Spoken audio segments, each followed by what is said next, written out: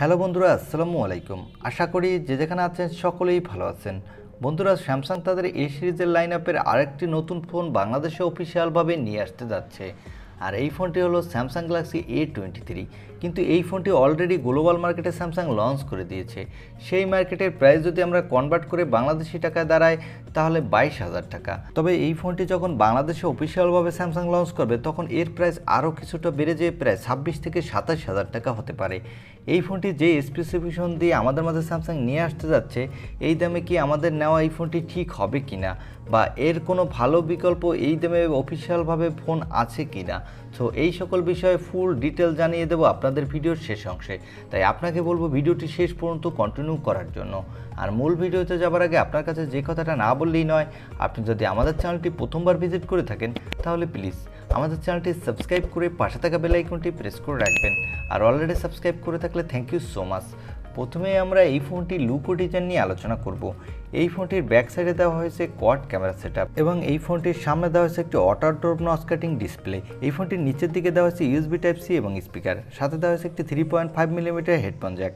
তো এই ফোনটির লুক ও ডিজাইন আমার কাছে ততটাও ভালো লাগেনি, কেননা স্যামসাং এই ফোনটির লুক ও ডিজাইন আগের মতোই নিয়ে আসছে। এখানে যদি একটু কিছুটা নতুনত্ব নিয়ে আসতো তাহলে আর একটু বেটার লাগতো।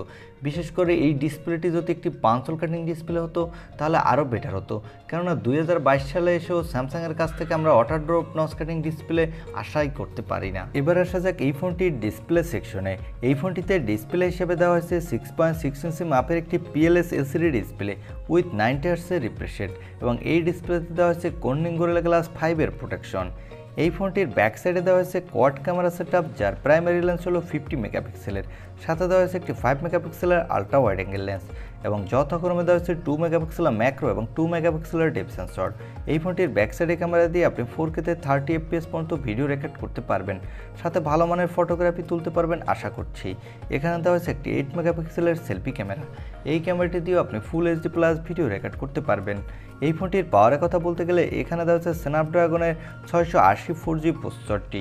এই প্রসেসরটি একটি 6 ন্যানোমিটার আর্কিটেক্টে বিল্ড এবং এই প্রসেসরটি দিয়ে আপনি PUBG, free fire, call of duty, asphalt 9 এর মতো গেম প্লে করতে পারবেন। তবে হাই সেটিংসে প্লে করতে গেলে সেক্ষেত্রে কিছুটা ল্যাগিং ইস্যু দেখা দিতে পারে, তবে আপনি দুর্দান্ত মাল্টিটাস্কিং এক্সপিরিয়েন্স পেয়ে যাবেন। এই ফোনটিতে আউট অফ দ্য বক্স দেওয়া হয়েছে অ্যান্ড্রয়েড 12, এর ব্যাকহ্যান্ডে দেওয়া হয়েছে অন ইউআই 4.1। এই ফোনটিতে সিকিউরিটির জন্য দেওয়া হয়েছে সাইড মাউন্টেড ফিঙ্গারপ্রিন্ট সেন্সর। এই ফোনটিতে ব্যাটারি হিসেবে দেওয়া হয়েছে 5000 mAh একটি ব্যাটারি, সাথে দেওয়া হয়েছে 25 ওয়াটের একটি ফাস্ট চার্জার। এই ফোনটি 4টি কালার ভেরিয়েন্টে লঞ্চ করেছে স্যামসাং। এই ফোনটির 4টি র্যাম ভেরিয়েন্টও পেয়ে যাবেন। এর বেস ভেরিয়েন্ট হলো 464 জিবি এবং টপ ভেরিয়েন্ট হলো 8128 জিবি এবং এই ফোনটিতে দেওয়া হয়েছে LPDDR4 র্যাম, সাথে দেওয়া হয়েছে UFS 2.1 স্টোরেজ, যার ফলে এই ফোনটি র্যাম এবং স্টোরেজ ভেরিয়েন্টটি লোয়ার বাজেটের মধ্যে ভালোই ফাস্ট হতে যাচ্ছে। এবার আসা যাক এই ফোনটির দামের ক্ষেত্রে। এই ফোনটির বেস ভেরিয়েন্টের দাম রাখা হয়েছে গ্লোবাল মার্কেটে 220 ইউরো। সেক্ষেত্রে বাংলাদেশি টাকায় কনভার্ট করলে প্রায় 22,000 টাকার কাছাকাছি চলে আসে। তবে বাংলাদেশে আসলে দাম আরেকটু বেড়ে যাবে, কারণ আমরা সবসময় দেখে থাকি যে স্যামসাং তাদের ফোনগুলোর দাম বাংলাদেশে আরেকটু বেশি রেখে থাকে। সেক্ষেত্রে 25 থেকে 26,000 টাকা হওয়ার সম্ভাবনা রয়েছে। তবে আমি আপনাকে রিকমেন্ড করব এই ফোনটি এই বাজেটের মধ্যে না নেওয়ার জন্য, কেননা এর থেকে কিছুটা বাজেট বাড়িয়ে আপনি MI 11 লাইট ফোনটি নিতে পারেন, কেননা সেই ফোনটি আমি বর্তমানে ইউজ করছি।